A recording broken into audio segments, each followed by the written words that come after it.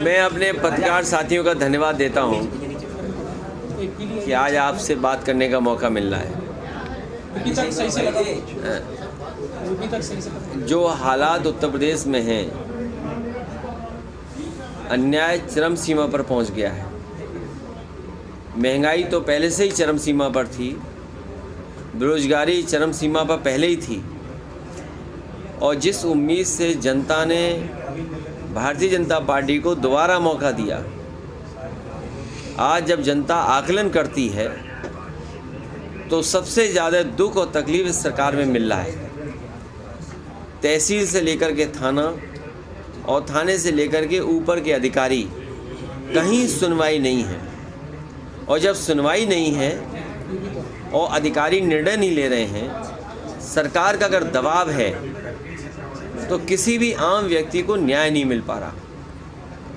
जब अधिकारी मनमानी करेंगे और भारतीय जनता पार्टी के नेताओं के दबाव में काम करेंगे तो कभी भी गरीब जनता को न्याय नहीं मिल सकता। और उसका जीता जागता उदाहरण देवरिया का है, जहां पर ऐसी घटना घटी है, 6 लोगों की जान चली गई। अगर कोई दोषी है उस घटना के लिए तो वो सरकार स्वयं दोषी है। अब भारतीय जनता पार्टी उसमें लगातार राजनीति कर रही है। ऐसी घटनाओं पर राजनीति नहीं करनी चाहिए। अन्याय इतना नहीं करना चाहिए कि लोग सहन न कर सकें और लोग खुद खड़े हो जाएं सरकार के खिलाफ। और ये अन्याय, ये कहीं न कहीं सरकार के दबाव में ये अपराध हो रहा है। ये अन्याय नहीं बचा, अपराध हो रहा है। और सुनने में आ रहा है कि भारतीय जनता पार्टी के लगातार नेताओं की कोशिश है कि इससे राजनीतिक लाभ लिया जाए।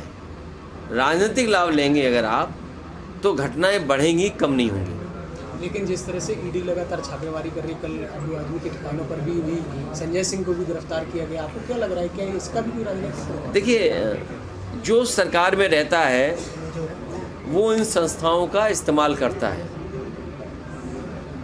पहले कभी इस्तेमाल हुए होंगी ये संस्थाएं। आज भारतीय जनता पार्टी की सरकार है, लेकिन भारतीय जनता पार्टी ने सब सीमाएं लांघ दी। वो केवल अपने वोट के लिए, दूसरे लोगों को अपमानित करने के लिए ईडी, सीबीआई, इनकम टैक्स का सहारा ले रहे हैं।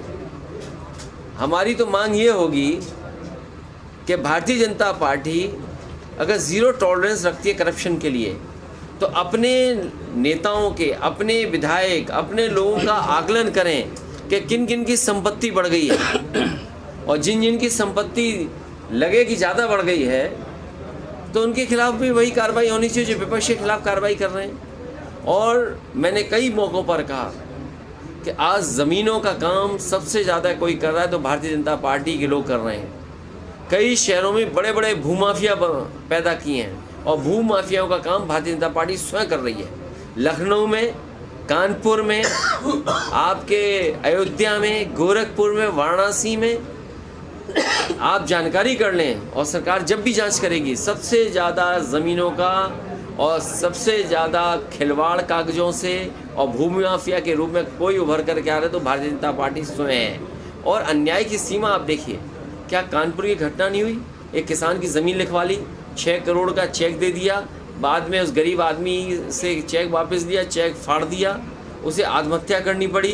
उसे कौन बचा रहा है? भारतीय जनता पार्टी के नेता बचा रहे हैं। इसी तरह कानपुर में एक व्यापारी को इतना मारा सिख भाई को कि उसकी आँख चली गई। कौन था वो? भारतीय जनता पार्टी का कार्यकर्ता था। इसी तरह और जगह अगर आप देखोगे, सबसे ज़्यादा अन्याय इनकी सरकार में हो रहा है। आज ही खबर पड़ी है कि कानपुर देहात में भी और कानपुर में 2 पक्ष में झगड़ा हुआ, 2 लोगों की जान चली गई केवल ज़मीन के विवाद में। सरकार को ये देखना चाहिए कि जो जहाँ पर ज़मीन को लेकर के विवाद हो रहा है या विवाद से जान जा रही है, आखिरकार वो अधिकारियों को कितनी एप्लीकेशन दे चुके हैं। सर, उद्योगपति मालूम हो रहा है, कहीं न कहीं किसान परेशान है, किसान आत्महत्या कर रहा है, कैसे देखते हो सर? देखिए, धान की फसल तैयार है और अभी तक धान की खरीद का इंतज़ाम नहीं किया सरकार ने। गेहूं तो प्राइवेट कंपनियों से खरीदवा लिया और धान की कोई भी तैयारी सरकार ने नहीं की। हफ्ते 2 हफ्ते में धान कटने लगेगा, सरकार कहाँ से खरीदेगी, ये कोई सरकार का इंतज़ाम नहीं। इसीलिए सरकार किसानों की नहीं है, गरीब की नहीं है, गांव में रहने वालों की सरकार ये नहीं है। ये सरकार है बड़े बड़े लोगों की, उद्योगपतियों की।